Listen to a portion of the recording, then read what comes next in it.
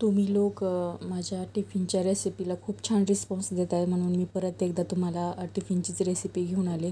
चमचमीत अशी गवारीची भाजी टिफिनसाठी आपण तयार करणार आहोत. तर एकच मसाला वापरणार आहे आपण, जास्त काही मसाले वापरणार नाही आहेत. तर मंडे टू सॅटर्डे माझे संध्याकाळी 7 वाजता व्हिडिओ अपलोड होत असतात. फक्त संडेला माझे व्हिडिओ येत नाहीत, तर नक्की बघत जा. तर इथे मी तुम्हाला गवार जी आहे ती पाव किलो घेतलेली आहे, म्हणजे 250 ग्राम अशी गवार मी स्वच्छ धुवून ती हाताने तोडून घेतली आहे. तर जे पुढचं आणि मागचं जे देठ असतं ते तोडून छान हाताने तोडून घेतलेत गवार मी ते 250 ग्राम. प्रत्येकाची पद्धत वेगळी असते, तर मी इथे भाजून घेते गवार. कोणी कोणी उकडून घेतं, तर मी दरवेळेस भाजूनच घेते. भाजल्यामुळे काय होतं, जो गवारीचा एक उग्रपणा असतो भाजीचा, तर तो निघून जातो.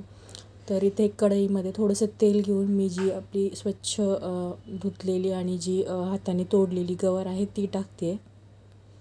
उकडून घेतल्याने काय होतं, त्याचा एक क्रंचीनेस असतो तो निघून जातो आणि भाजी खायला मजा येत नाही आहे. त्यामुळे भाजून केली तर बेटर, चव पण छान लागते आणि त्याचे जे गुणधर्म आहेत तसेच राहतात. तर नेहमी भाजून केलेलं बेटर असं मला वाटतं. तर तुम्ही कशी बनवता ते मला कमेंटमध्ये नक्की सांगा. त्याच्यावरती एक काळे काळे डाग येतात, तर काळे डाग आले की समजायचं आपली गवार छान अशी भाजली आहे. तर इथे गवार माझी ऑलमोस्ट भाजतच आली होती आणि भाजल्यामुळे भाजीचा हिरवागार कलर राहतो. जेव्हा तुम्ही उकडता त्यावेळेस भाजीचा कलर चेंज होतो, तुम्ही ऑब्झर्व करा. तर इथे माझी गवार भाजून तयार आहे. तर एका मी दुसऱ्या भांड्यामध्ये ट्रान्सफर करते आहे. तर त्याच कढईमध्ये आपल्याला थोडंसं तेल घ्यायचं आहे.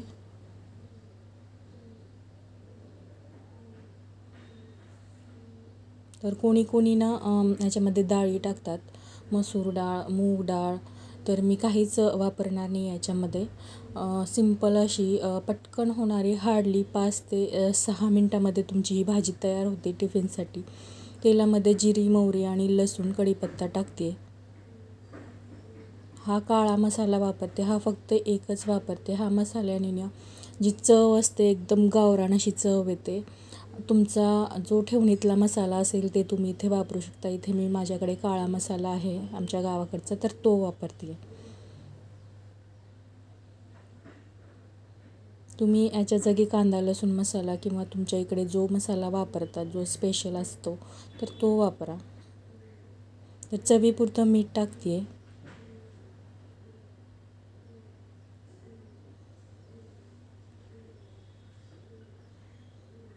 2 चमचे दाण्याचं कूट टाकते. दाण्याचं कूट ऑप्शनल आहे. आमच्या इकडे प्रत्येक भाजीला दाण्याचा कूट वापरला जातो, म्हणून मी माझ्या भाज्यांना सगळ्या दाण्याचा कूट वापरते. तर थोडंसं पाणी टाका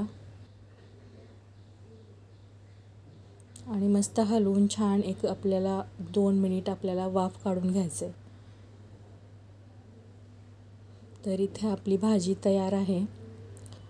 जास्त शिजवायचं नाही आहे. जास्त शिजल्यामुळे जो भाजीची चव आहे ना ती छान नाही लागत आहे. तर थोडीशी अशी कच्ची राहू द्या आणि कोथिंबीर टाका भरपूर आणि गरमागरम आपली जी गवारीची भाजी आहे ती तयार आहे.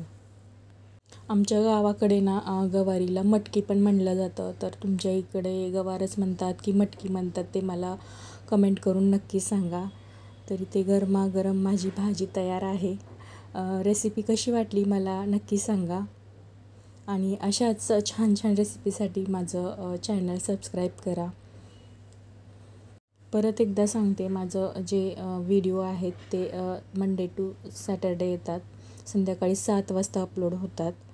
तर अशाच रेसिपीसाठी छान छान तर माझं चॅनल सबस्क्राईब करा. चलो बाय बाय.